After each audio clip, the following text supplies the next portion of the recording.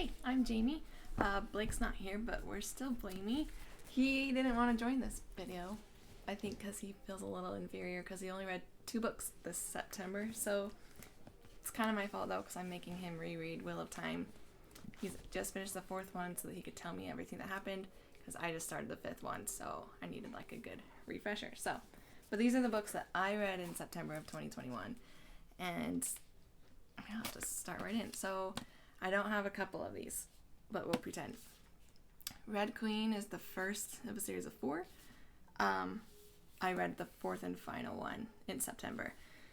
Did not enjoy this series. So the first one I read about a year ago, it was fine. I don't really have a ton of complaints. It was fine. It was kind of like refreshing and new. But it wasn't good enough that I was going to finish the series. I just kind of tucked it away. I was like, that was a good read. Cool, move on. But then this last June, I met some random lady at a wedding.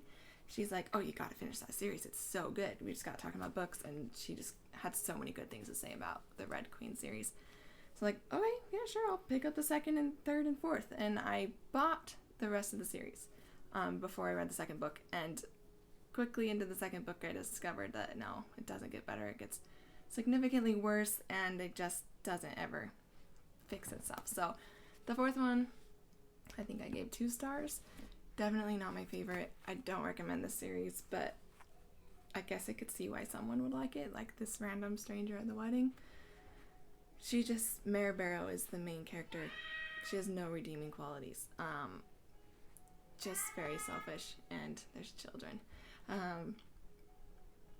I think my biggest flaw with this book, and if you haven't read the series, you don't have to watch this, but the 3rd one, the end of the 3rd one, Mare gets set free, and because she gets set free, she gets set free because she just tells Evangeline, oh my gosh, it's been a minute, she tells Evangeline that she won't kill Tolly. That's like okay, if you set me free, I won't kill Tolly, there's a deal. So the whole 4th book, I'm just waiting and waiting and waiting for Mare and Tolly to meet up so that they can have this epic, like Mare decides that she's not going to make a selfish decision for once, and they never actually see each other again. So that was such a letdown for me. Anyway, not my favorite series. The next one I read was also a sequel to, I don't have it with me, Graceling is the first one. There's 4 now in this series too, so there's going to be more though. Graceling was fine. I actually really enjoyed Graceling. I read it about a year ago also, and Fire and Bitter Blue pretty close after. The new one that just came out, okay, maybe not just came out, Winterkeep, that's the one I read in September. I went in with really, really low expectations. I was like, I'll just read it because I like to finish series. I like to finish everything I read. So I went into Winterkeep with very, very low expectations, and I was pleasantly surprised. Lots of adventure, lots and lots of adventure. I definitely want a pet fox now. I just enjoyed it. The next one I read was the Throne of Glass prequel, The Assassin's Blade. This one, I feel like I just needed to read it because Throne of Glass is one of my favorite series, and it would be silly if I didn't read it. I like this book because it's all 5 of the prequels put together into one book, so I didn't have to find all 5 of them separately. I enjoyed it. I'm glad I read it after I read the whole series. In fact, I would recommend not reading it until you've read the whole series. Just because I liked the way that the plot was unraveled throughout the series. If you had read this, you would, like, the mystery's kind of gone because you're not waiting to find out what happened before she went to the palace. I understand why people do not love Celaena Sardothien. I totally see it. But she doesn't bother me as much as some people bother me. I'm okay with her, especially after reading this too. Like, she went through a lot of crap, and she just is trying to find where she belongs, so I can see why she's grumpy and selfish, and yeah. But I mean, like I said, Throne of Glass is one of my favorite series. I think I would recommend reading this. I think it's worth the read. It's easy to read because there's 5 books in here, and so it goes really fast. It reads really well, and I didn't realize that they would all be back to back to back to back. I thought it would be like, here's a story, and then 5 years later, here's another story, or, you know, something like that. But no, they're all back to back to back, which is kind of fun.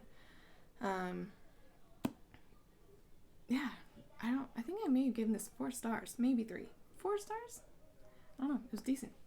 The next one I read, and I don't know why it took me so long to get around to reading this book, is The Book Thief. It's been on my want to read list for years and years, and every time I bring it up to someone, or if someone brings it up, all they talk about is how much they loved it, and I loved it. 5 stars, one of my only 5 stars of the year. Just stunning. It was so beautiful. I laughed and I cried, and I just loved it. World War II, cute little girl. There's all the characters. I loved all the characters.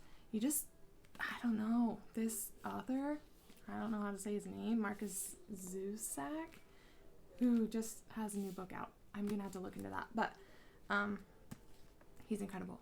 Like, I'm a fan for life. I'm gonna read all of his stuff, I think. Definitely recommend this book. The last one I read, I do not have because it was a book club book. We got it in a book club kit, and it's now back at the library, but it was The Graveyard Book by Neil Gaiman. I've not read any Neil Gaiman yet, so I was really looking forward to this because I have been wanting to read his stuff.